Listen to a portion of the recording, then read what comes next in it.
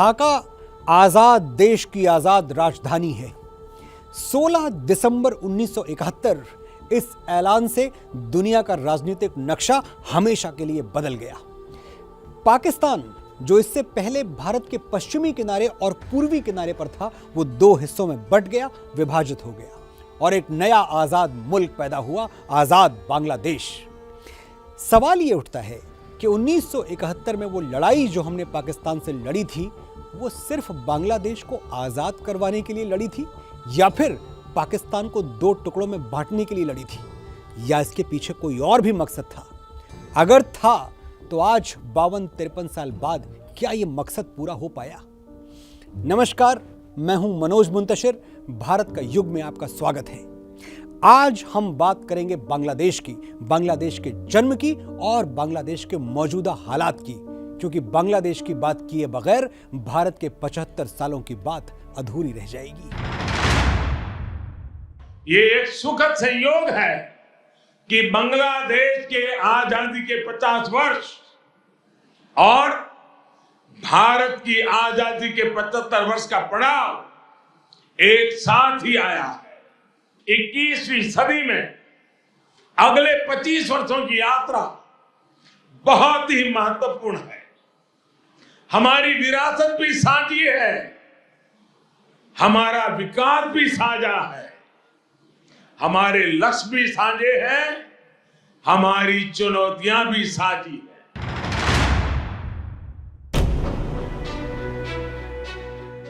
साल 1971 में जब बांग्लादेश बना, तब ऐसा माना गया कि वो ज्यादा दिनों तक खड़ा नहीं रह सकेगा। खास तौर पर पाकिस्तान को उम्मीद थी कि बांग्लादेश आर्थिक तौर पर फल फूल नहीं पाएगा और खुद ही झुककर पाकिस्तान में विलय की बात करेगा। लेकिन जो बांग्लादेश जन्म के समय वेंटिलेटर पर कहा जा रहा था, वो आज विकास की राह पर दौड़ रहा है। वहीं पाकिस्तान मजहबी कट्टरता और आतंकवाद के चक्रव्यूह में फंसकर आईसीयू में पहुंच चुका है। शिक्षा, स्वास्थ्य और आर्थिक तरक्की से लेकर मानव सूचकांक यानी बेहतर जीवन स्तर तक हर पैमाने पर बांग्लादेश ने पाकिस्तान को काफी पीछे छोड़ दिया है। 189 देशों के मानव विकास सूचकांक सूची में जहां पाकिस्तान 154 नंबर पर है, वहीं भारत 131 और बांग्लादेश 133वें स्थान पर है। विश्व बैंक की जून 2022 की रिपोर्ट के मुताबिक साल 2022 में बांग्लादेश की आर्थिक वृद्धि दर 6.4% रहने का अनुमान है। वहीं पाकिस्तान की ग्रोथ रेट 5% रहने का अनुमान है।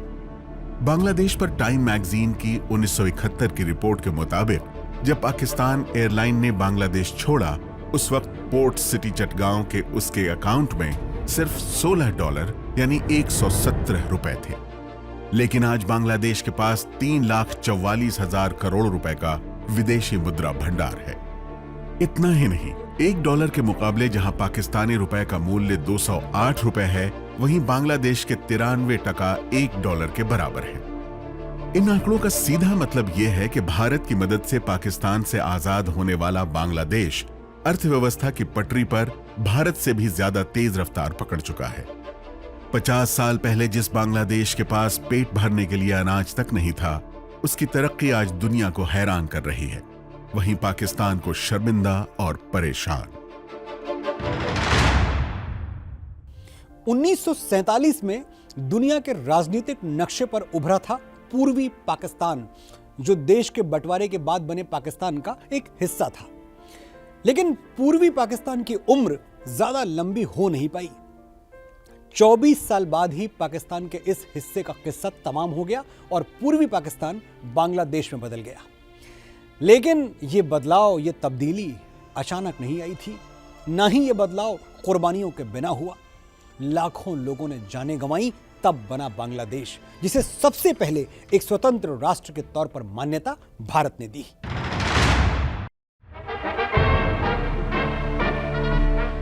सदियों की गुलामी के बाद 1947 में जब देश आजाद हुआ, तो दो हिस्सों में बांट दिया गया। इस तरह दुनिया के नक्शे पर पाकिस्तान का जन्म हुआ। पाकिस्तान के भी दो हिस्से थे, एक पूर्वी और दूसरा पश्चिमी पाकिस्तान। 1947 के बाद से ही पूर्वी पाकिस्तान में बंगाली अस्मिता और स्वायत्तता के मुद्दे को लेकर जातीय संघर्ष शुरू हो गया था। 1971 आते आते यह संघर्ष अपने चरम पर था। पाकिस्तानी सेना पर अत्याचार के आरोप लग रहे थे और उस वक्त पाकिस्तान के राष्ट्रपति रहे सैन्य तानाशाह याहिया खान की पूर्वी पाकिस्तान पर पकड़ पूरी तरह छूट चुकी थी। I think any government which would like to persecute their own people is nothing but exaggerated lies. Army has persecuted nobody. Army has tried to save 70 million people of East Pakistan against armed rebels of East Pakistan who were excited and incited by a new theory and philosophy of Awami League for secession. As you know, the problem is not an Indo-Pakistan problem. The problem is between the military regime of West Pakistan and the people and the accepted elected representatives of the people of Bangladesh. Bharat और पाकिस्तान के रिश्ते में नया मोड़ तब आया जब 1971 में दोनों देशों के बीच तीसरी जंग हुई और फिर पाकिस्तान का बंटवारा हुआ। ये वो तस्वीरें हैं जो भारत के इतिहास में हमेशा के लिए याद रह गई। भारत की सेना ने सिर्फ 14 दिनों में पाकिस्तानी सेना को हथियार डालने पर मजबूर कर दिया था। पाकिस्तान के commander lieutenant general A.K. Niazi ने 16 दिसंबर 1971 को ढाका में लेफ्टिनेंट जनरल अरोड़ा के सामने सरेंडर के कागजात पर दस्तखत किए थे और फिर इसी के बाद दुनिया के नक्शे पर वजूद में आया था बांग्लादेश। बांग्लादेश के बनने की ये कहानी अपनी जगह है, लेकिन आज के भारत के सामने अहम सवाल ये है कि क्या इससे हमारी मुश्किलें कम हुई हैं? 1971 की जंग के बाद हमने पाकिस्तान के नक्शे को तो बदल दिया, लेकिन इससे हासिल क्या हुआ? आजाद भारत के 75 साल के सफर में आज जब हम पीछे मुड़कर देखते हैं तो ये जानना और भी जरूरी हो जाता है, क्योंकि बांग्लादेश आज हमारा एक अच्छा पड़ोसी है तो वहीं पाकिस्तान हमें आतंकवाद की आंखें दिखा रहा है। हमें याद रखना है कि व्यापार और उद्योग में जहां हमारे लिए एक जैसी संभावनाएं हैं, तो आतंकवाद जैसे समान खतरे भी हैं। जो सोच और शक्तियां इस प्रकार की अमानवीय घटनाओं को अंजाम देती हैं, वो अब भी सक्रिय है। हमें उनसे सावधान भी रहना चाहिए और उनसे मुकाबला करने के लिए संगठित भी रहना होगा। 1971 के युद्ध में शर्मनाक सरेंडर के बावजूद पाकिस्तान ने बांग्लादेश को एक स्वतंत्र राष्ट्र मानने में 2 साल लगा दिए। 10 जुलाई 1973 को पाकिस्तान की नेशनल असेंबली ने बांग्लादेश को स्वतंत्र देश स्वीकारने वाला प्रस्ताव पारित किया था, लेकिन पाकिस्तान बांग्लादेश को कभी दिल से स्वीकार नहीं कर सका। करीब 40 साल बाद दोनों देशों के संबंध बेहद खराब हुए जब 2013 में बांग्लादेश में जमात इस्लामी के नेता अब्दुल कादिर मुल्ला को फांसी दी गई। 2015-16 में भी टेरर फंडिंग को लेकर बांग्लादेश और पाकिस्तान के संबंधों में तनाव रहा। अगर 1971 को ही पैमाना माना जाए तो भी दोनों देशों के बीच फर्क साफ नजर आता है। पाकिस्तान की प्राथमिकता जहां एटम बम और आतंकवाद रहा, वहीं बांग्लादेश का फोकस विकास रहा। बेरोजगारी घटाने, निर्यात बढ़ाने, लोगों का जीवन स्तर सुधारने पर जहां बांग्लादेश ने जोर दिया, वहीं सैनिक तानाशाही के चक्रव्यूह में फंसकर पाकिस्तान चीन का मोहताज बन गया। पाकिस्तान का विदेशी मुद्रा भंडार 76,817 करोड़ रुपए है, वहीं बांग्लादेश का विदेशी मुद्रा भंडार करीब 3,33,000 करोड़ रुपए है। साल 2021 में पाकिस्तान का निर्यात लक्ष्य 2,99,000 करोड़ रुपए है, वहीं बांग्लादेश का निर्यात लक्ष्य 4,11,000 करोड़ रुपए है।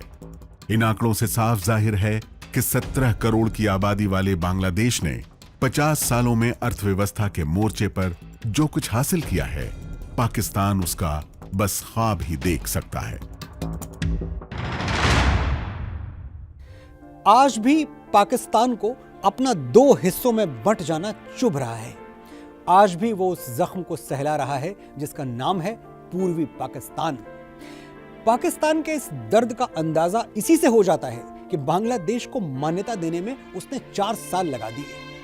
आज भी बांग्लादेश के वजूद को वो पूरी तरह स्वीकार नहीं कर पाया है। बांग्लादेश और भारत की दोस्ती भी उसकी आंखों में किसी कांटे की तरह खटकती है।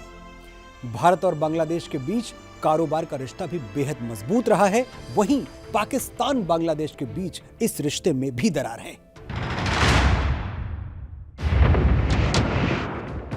भारत और बांग्लादेश के बीच करीब 100 संधियां हो चुकी हैं। हालांकि पानी के बंटवारे और सीमा पर होने वाली हत्याओं जैसे मुद्दों का समाधान निकालना अभी बाकी है। खास बात यह है कि भारत बांग्लादेश को एक छोटा नहीं बल्कि बड़ा देश मानता है जो तेजी से तरक्की कर रहा है, और बांग्लादेश की इस कायापलट का राज उसके एक्सपोर्ट यानी निर्यात में छुपा है।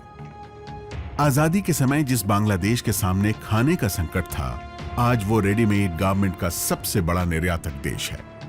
अमेरिका और यूरोपीय देशों को बांग्लादेश बड़े पैमाने पर झींगा, जूट, चमड़े का सामान और चाय भी बेचता है। विश्व बैंक के अनुमान के मुताबिक साल 2021-22 में बांग्लादेश ने 34% ज्यादा यानी करीब 4,11,000 करोड़ रुपए का निर्यात किया है, जिसमें रेडीमेड गारमेंट इंडस्ट्री का करीब 84% योगदान है। पिछले 10 साल में बांग्लादेश का रेडीमेड गारमेंट एक्सपोर्ट 2 गुना हो चुका है। साल 2011 में यह करीब 1,11,000 करोड़ रुपए का था, जो 2019 में 2,52,000 करोड़ रुपए का हो गया। बांग्लादेश में कपड़ा कारोबार से करीब 40 लाख लोगों को रोजगार मिलता है, जिनमें ज्यादातर महिलाएं हैं। और अब बांग्लादेश भारत के बंगलुरु बनने की राह पर है। करीब 10 साल में यहां करीब 40% वार्षिक दर से आईटी सेक्टर में ग्रोथ देखी जा रही है। यहां करीब 4,500 सॉफ्टवेयर और इंफॉर्मेशन टेक्नोलॉजी सर्विसेज कंपनियां रजिस्टर्ड हैं, और स्थानीय आईटी सेक्टर की वैल्यू करीब 8,300 करोड़ रुपए है। सीमा से जुड़े कुछ छोटे मोटे विवादों को अगर छोड़ दें तो भारत और बांग्लादेश के बीच संबंध और संपर्क दोनों ही दोस्ताना रहे हैं। दोनों देशों के बीच सीमाओं पर भी शांति है, लेकिन भारत पाकिस्तान के बीच सरहदें आज भी सुलग रही हैं। मोहब्बत और नफरत, दोस्ती और दुश्मनी से लेकर कारोबार और बहिष्कार तक तीनों देशों का सफर आज जिस मकाम तक आ पहुंचा है, उससे आगे की राह क्या हो सकती है? आइए इस बारे में विशेषज्ञों की राय भी जान लेते हैं। कोशिश पूरी करी जा रही है कि भारत और बांग्लादेश के जो व्यापारिक संबंध हैं, आर्थिक संबंध हैं, उनको नेक्स्ट लेवल पर ले जाने का। पर मुझे लग रहा है इसमें जो केवल और केवल एक विलेन है वो चाइना है। चाइना ने वहां पर $1 बिलियन से भी ज्यादा की फॉरेन डायरेक्ट इन्वेस्टमेंट करी हुई है, और चाइना भारत के आसपास के सब इलाकों को अपने ऊपर निर्भर कर देना चाहता है, आर्थिक रूप से उनको अपंग कर देना चाहता है। तो मुझे लग रहा है बांग्लादेश अगर अपने आप को इस चीन के लुभावने एग्रीमेंट से और चेकबुक डिप्लोमेसी जिसको कहते हैं, अगर उससे बचा के रखेगा तो मुझे पूरी उम्मीद है कि भारत और बांग्लादेश के बीच में आर्थिक संबंध बहुत मजबूत हो सकते हैं। जीडीपी के बढ़ने से समस्याओं का समाधान नहीं हो जाता, इकोनॉमिक समस्याओं का, और वो भारत, चाइना और दूसरे साउथ ईस्ट एशिया के देशों की तरफ भी देख रहे हैं, और वो वहाँ से भी निवेश बहुत सी कंट्रीज़ का उनके आ रहा है। और मैं समझता हूँ भारत का एक बड़ा रोल है। अगर भारत वहाँ पे अपना निवेश करे तो बहुत सी समस्याएं उनकी हल हो सकती हैं, और इकोनॉमिक कॉपरेशन जितना बढ़ेगा उतने ज़्यादा संबंध भी बढ़ेंगे। पाकिस्तान से तीसरी जंग के बाद भारत ने तेज तरक्की का रास्ता अपना लिया। बांग्लादेश ने भी खुद को संभाला और संवारा है, लेकिन पाकिस्तान वो आतंकवाद के बिछाए हुए अपने ही मकड़ जाल में उलझ के रह गया है।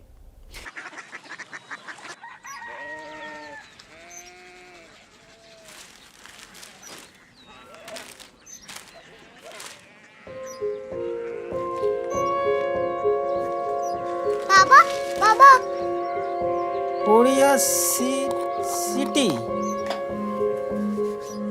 জানি না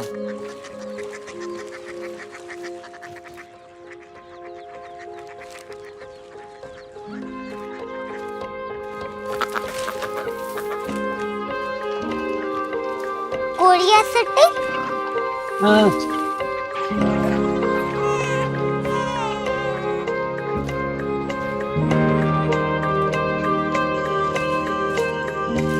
कोरिया सिटी कहाँ पे है? शहर अंग्रेजी लगे हैं।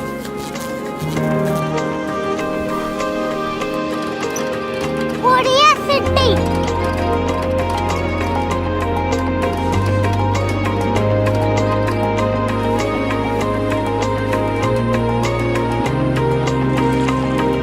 वो बहुत दूर है।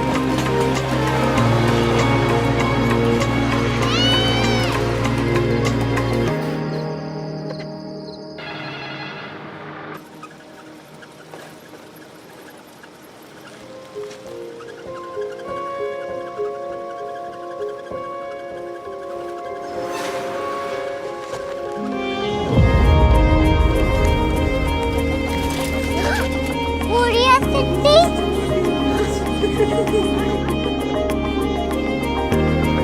दुनिया को बोलना है, कुछ लोग बड़े होते हैं। कोरिया सिटी कहाँ है? प्रोफेसर साहब को पता होगा। हो, ये छोटा वाला ग्लोब लगता है और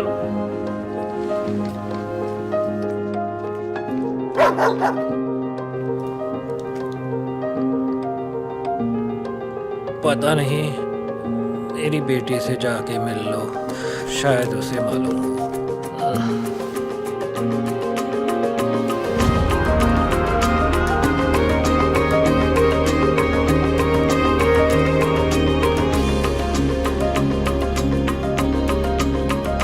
हाय,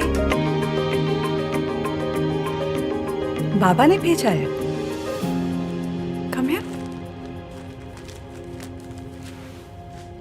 कोरिया सिटी। कोरिया सिटी नहीं, क्यूरियोसिटी। वो क्या? That's what brought you here. जो तुम्हें यहाँ तक ले आया। क्यूरियोसिटी।